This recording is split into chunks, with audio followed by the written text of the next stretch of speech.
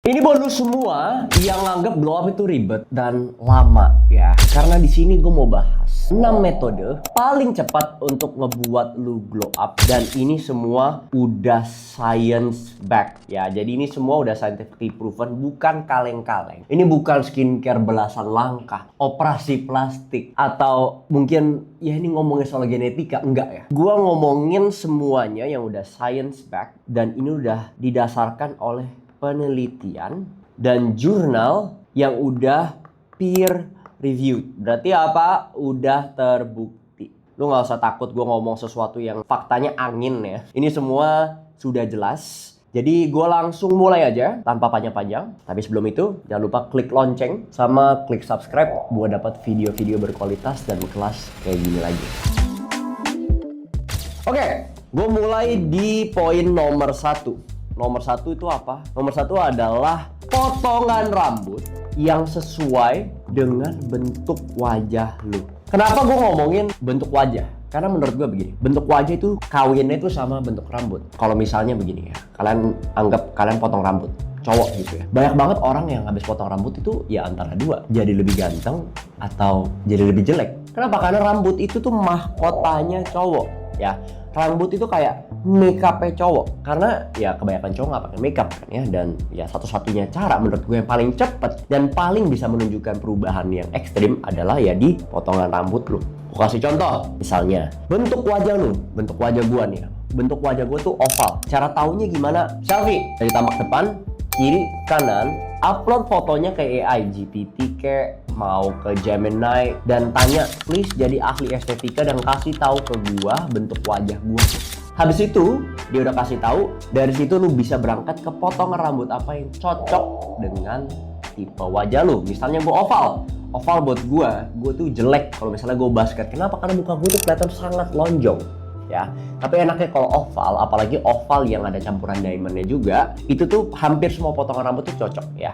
Jadi mau misalnya di side part, middle part, habis itu lo bikin comma hair, mau dibikin texture fringe atau apapun itu cocok. Tapi misalnya nih ya, kalau tipe muka lo tuh bulat ya, misalnya ini orang bulat. Kalau bulat lu nggak mau bikin makin bulat lagi dong. Makanya lu mesti ngebuat strukturnya dengan apa? Misalnya sampingnya lu fakein dan atasnya lu bikin pompadour.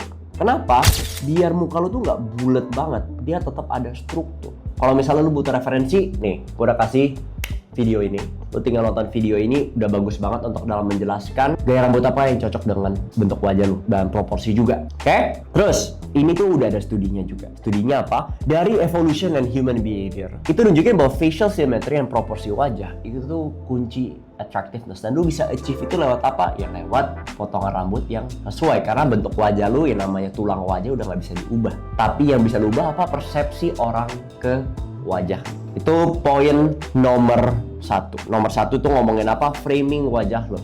Lukisan lu tuh kalau misalnya oke, kalau misalnya lu framing jelek ya lu makin jelek. Kalau framingnya bagus ya jadi lebih bagus. Karena lukisannya sendiri udah susah diubah, apalagi kalau seiring lu bertambah umur. Kita lanjut ke poin nomor 2. Poin nomor 2 itu hygiene dan scent. Ini apa sih? Basically ini kebersihan dan wangi. Ini basic banget, tapi begitu banyak cowok belum lakuin ini. Ini sedih sih sebenarnya.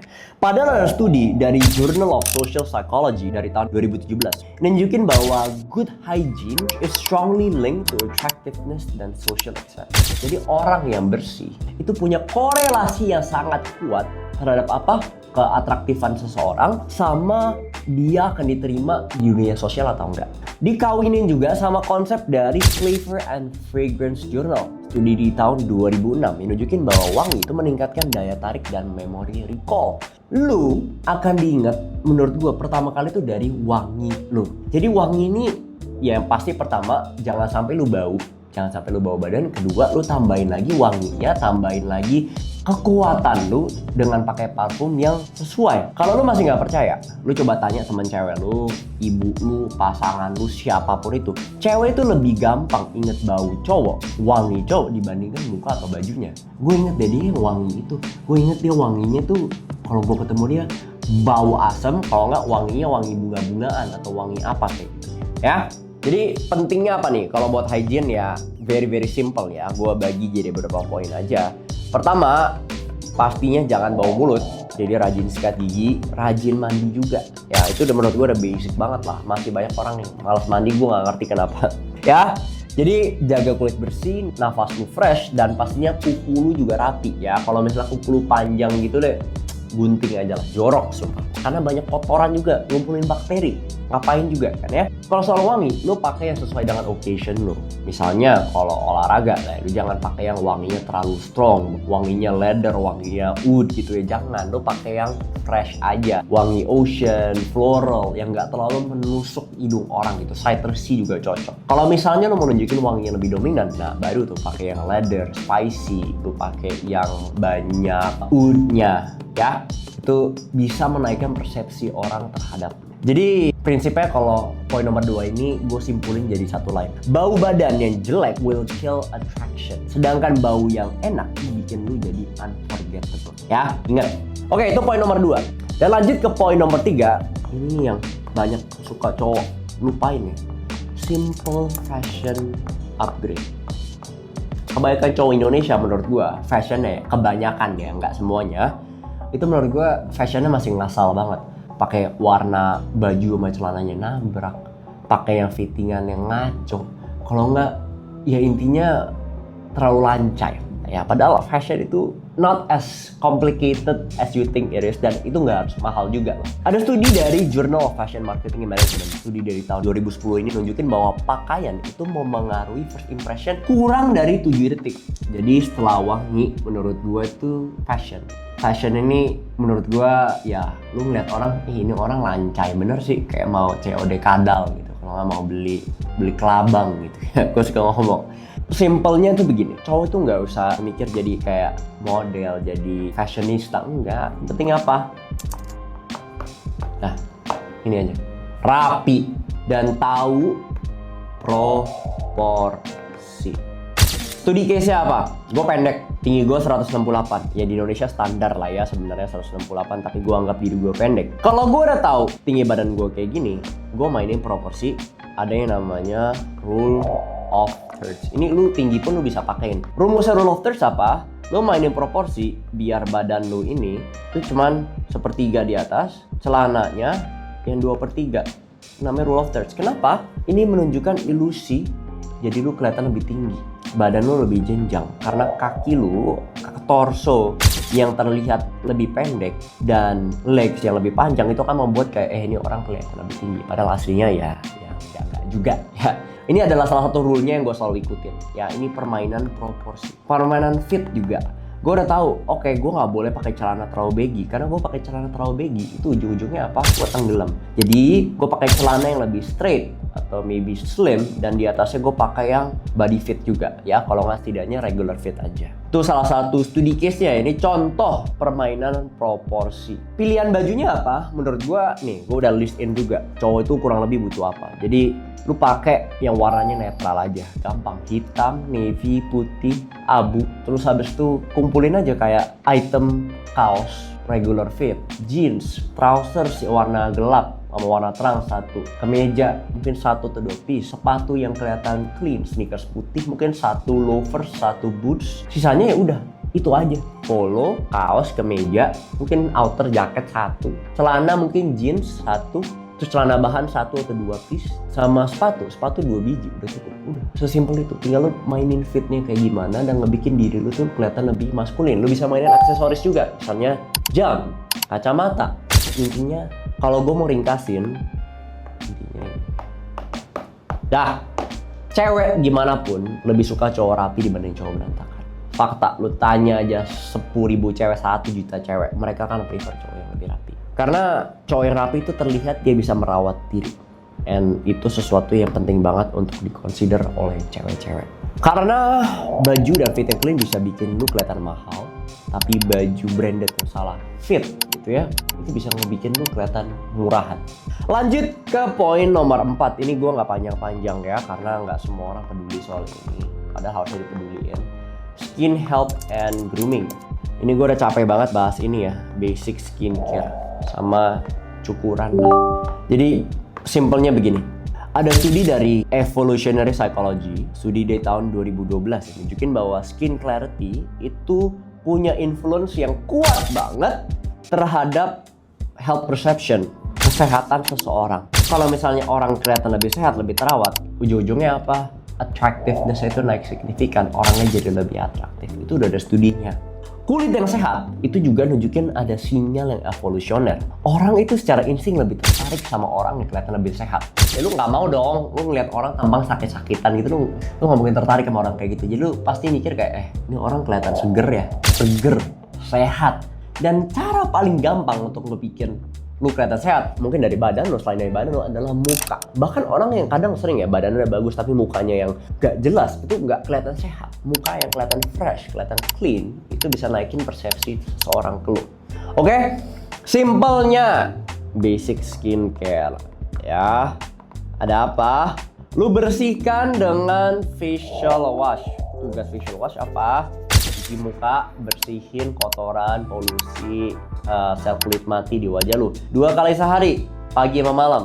Lanjut, lu lembabkan dengan apa? Moisturizer. Tugas moisturizer apa? Melembabkan wajah lu biar skin barrier lu makin kuat, biar produksi minyak itu balance di muka lu, jadi nggak terlalu kering, nggak terlalu oily. Ya, skin barrier yang kuat itu bisa memperkuat kulit lu biar nggak gampang jerawatan, nggak gampang iritasi, nggak gampang nunjukin tanda-tanda penuaan dini. Moisturizer 2 kali sehari, pagi sama malam ya. Terus sunscreen.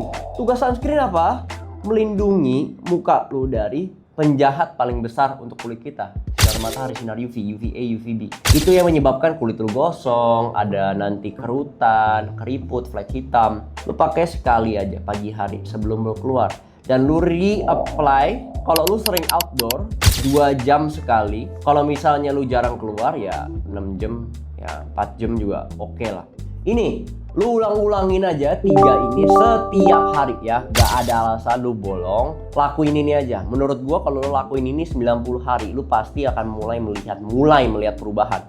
Tapi ingat, skincare itu bukan black magic ya. Makanya gua naruh di nomor 4. Karena ini bukan sesuatu yang langsung cepet langsung kelihatan. Ya, kalau grooming apa? Ya lu cukuran lah, rapi. Lu sadar, misalnya kayak gua tuh kalau tubuh kumis kayak kumis lele gitu, jelek ya. Jenggotnya juga jenggot yang jelek. Ya lu cukur bersih biar kelihatan clean. Tapi kalau misalnya lu mau ada facial hair boleh, tapi make sure bahwa itu kelihatan rapi dan sesuai dengan vibe yang lu ingin tampilkan. Jadi menurut gua kulit lu tuh kayak billboard. Billboard lu tahu kan? Nunjukin iklan, tapi kulit itu billboard nunjukin kesehatan lu. Kalau billboard lu bersih ya semua orang bakal notice, makin gampang nih notice orang. Jadi kurang lebih itu aja. Ingat, prinsipnya adalah pakai 3 basic skincare itu sama rajin cukuran biar muka lu kelihatan bersih.